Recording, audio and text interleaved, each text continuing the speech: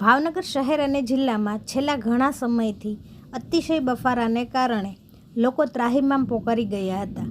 ત્યારે 2 દિવસથી સર્જાયેલા વરસાદી વાતાવરણ બાદ ભાવનગર જિલ્લાના તળાજા પંથકમાં જોરદાર વરસાદ વરસ્યો હતો. તળાજા તાલુકામાં ધોધમાર વરસાદ વરસવાને પગલે નદીઓ 2 કાંઠે વહેતી થઈ હતી.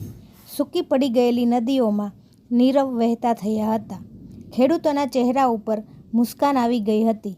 તળાજા પંથકમાં આવેલા ધોધમાર વરસાદને કારણે ખેડૂતોના કૂવામાં પણ નવા નીર આવતા ખેડૂતોમાં આનંદ જોવા મળી રહ્યો છે.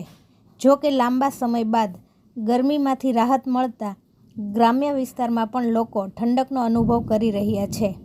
ગુજરાત સરકારના મોસમ વિભાગ પ્રમાણે 15 જૂનથી સમયસર ચોમાસાનો પ્રારંભ થતાં ખેડૂતો આગામી દિવસોમાં સારા એવા વરસાદની આશા પણ સેવી રહ્યા છે.